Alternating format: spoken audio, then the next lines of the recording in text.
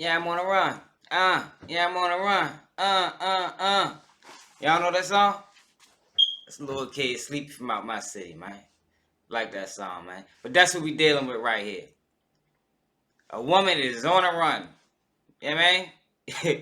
Yeah, catch me if you can. I'm the gingerbread man type shit. That's what's going on. And man, thank y'all for tuning in, man. Yeah, man. You know how we did. We're gonna give y'all the news. We're gonna have a little bit of fun. We're gonna kick some game, drop some knowledge. We want to do all that, man. So make sure you subscribe to the channel. But today, man, we're gonna talk about Sameerah, Morale, some shit like that. You feel me? Now, this story is different. You don't normally hear this. I mean, like we all heard stories in the hood, you know, wherever you from, where you got little scams going on, people try to put you on with. But this different. We talking about major money. And it went on for years before she finally got caught.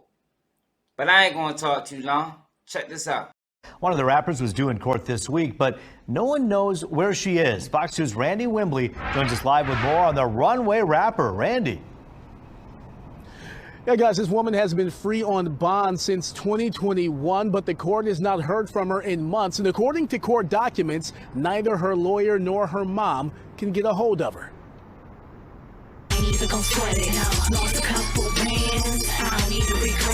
One half of the hip-hop duo Dueces Wild is on the run, ducking the feds in a multi-million-dollar fraud case. According to court documents, Sameerah MARRELL was a no-show for a hearing Tuesday in which she was set to plead guilty to filing phony tax returns. She and her partner in crime, Noel Brown, were charged with stealing more than $5 million from the IRS between 2013 and 2017. They're facing up to a decade in prison. The court says MARRELL ghosted pretrial service officers reaching out to her and that the court has not been in contact with MARRELL since this summer. Court officials went to her listed place of business in Oak Park as well as her home in Bloomfield Township in search of her, but came up short.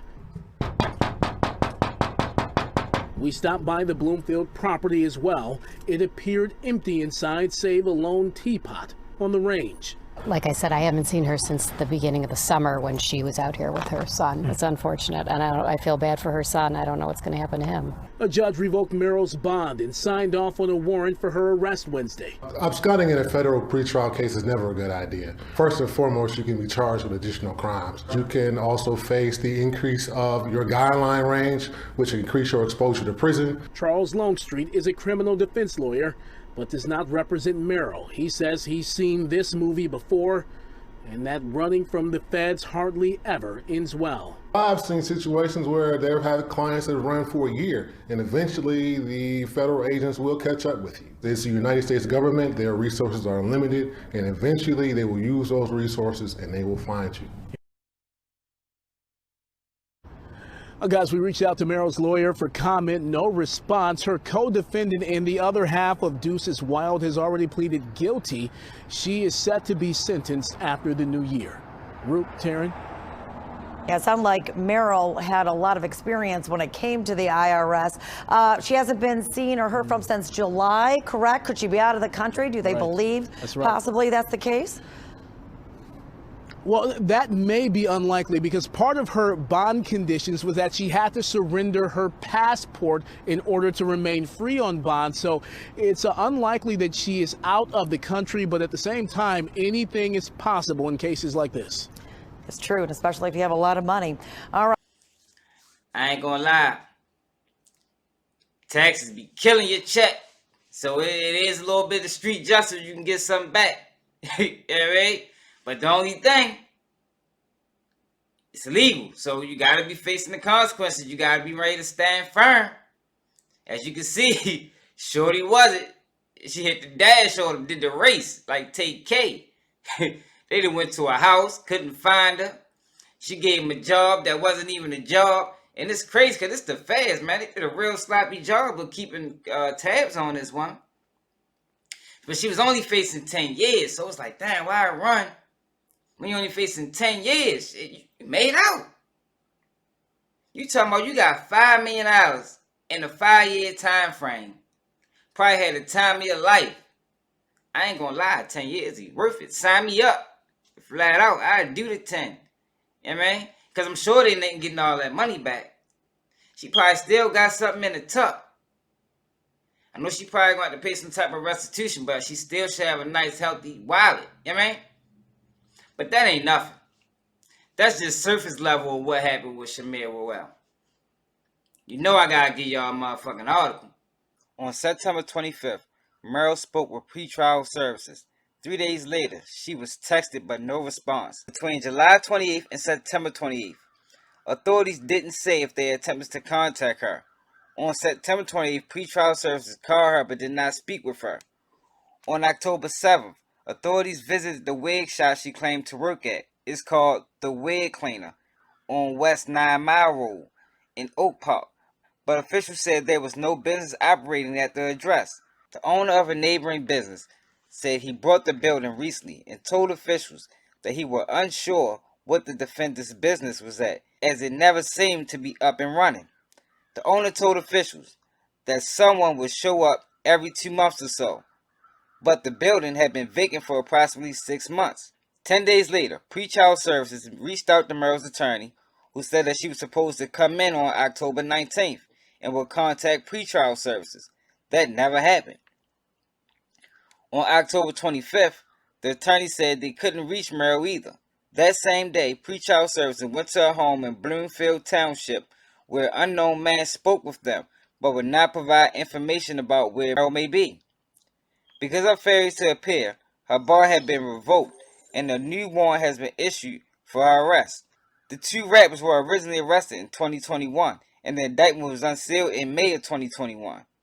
The special agent investigating the case, Tyler Goodnight, said that information from IRS Schemes Development Center identified multiple false and fraudulent tax returns for estates and trusts set up under businesses filed between 2013 and 2017. Goodnight also said the women were involved to file tax returns for trust issues using other people's identities without their consent, and would get other people involved and then have those people pay the women for the refunds issued. In those returns, Goodnight said they claimed the IRS had withheld large amounts of income taxes from the trust filing the returns. All told, Goodnight said they falsely reported withholdings and claimed refunds for more than $13.6 million, and that the IRS had paid out $5 million to the woman before recognizing the fraud. According to the complaint, a total of 122 returns were all filed and were able to be linked together as a part of a common scheme. Goodnight wrote that there were common pieces of information, including the same payer on 1099 forms and the same return preparers on some trust returns. Of the 122 returns, 106 were prepared and filed by papers and mailed to the IRS, 69 from Michigan and 13 from Georgia. 16 of the 122 returns were filed electronically from January 2015 to March 2016, all from 4 different IP addresses, 2 of which were connected to MARRELL.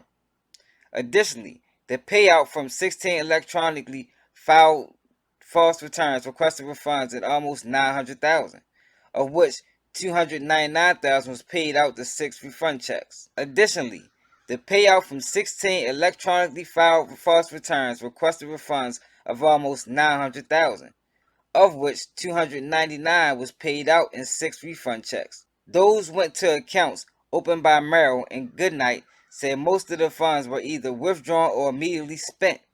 2 checks were issued to 2 businesses, Lucid Communications and Clean Sweep Properties, both for more than $60,000 each.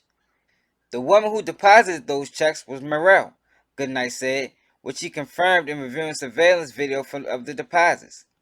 Goodnight said she also deposited a refund check made out to for Weaves Only Distributors Trust for more than $31,000 and another for $57,000 to Lucid Communications. Of the 106 that were filed in paper form, 20 trust tax refund checks went into accounts opened by MARRELL for a total of $1.3 million between December 29, 2014 and September 4, 2017. Goodnight said MARRELL opened at least 29 bank accounts from 2014 to 2018. 14 of them had 25 fraudulent tax refund checks deposited. 8 received money derived from some sort of fraudulent refund. 1 was in the name of a person claiming to be a victim of identity theft with the initials AK. That person's name is also connected to 5 different fraudulent trust refunds. The returns filed under AK's name requested almost $2.5 million in refunds, which the IRS paid out $462,000.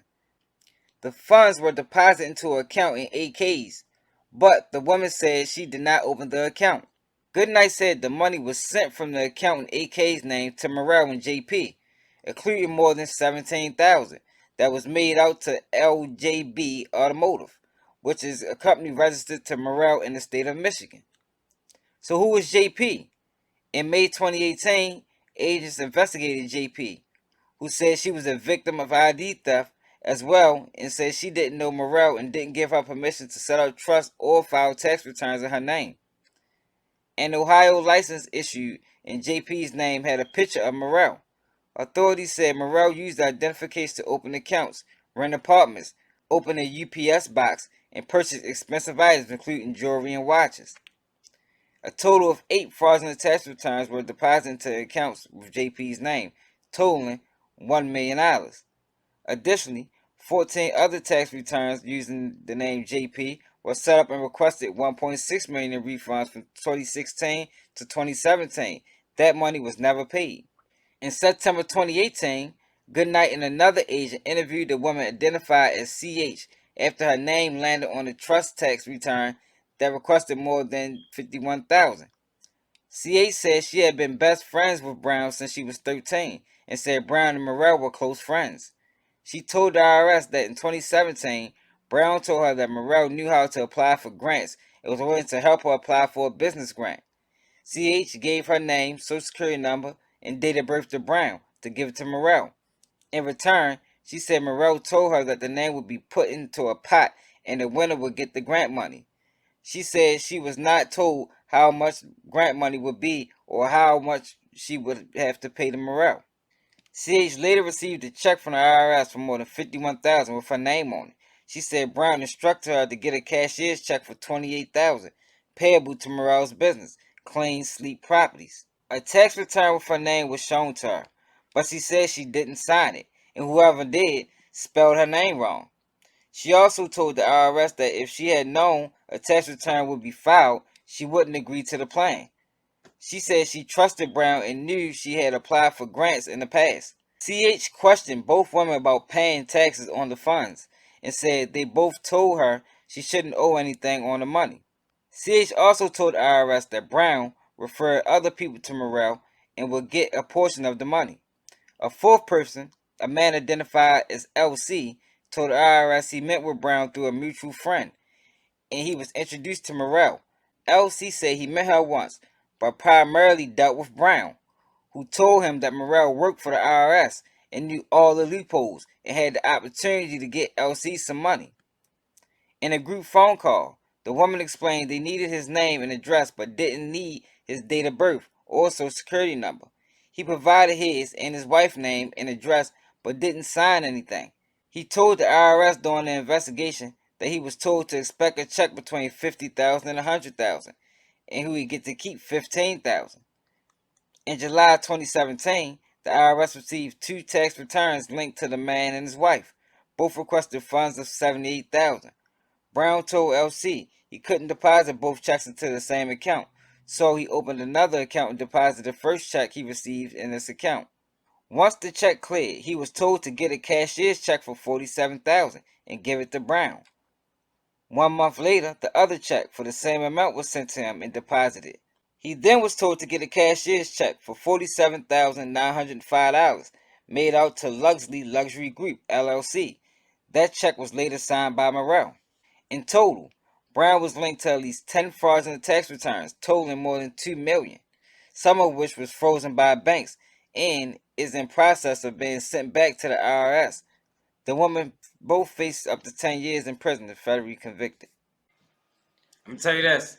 I don't know about AK, but CH, JP, and LC, they lying like a motherfucker, man. Hey, they do exactly what they was getting themselves into. We know this game. When somebody come to you, one of your mans or somebody, one of your homegirls come to you like, man, look, I know how to bust these checks. I know how to do this, that, and the third. What's up? All you gotta do is deposit this money. You feel me? Break me off. I'm gonna give you this back. We all heard this. Don't act like we green and we don't know what's going on out here. Yeah, man.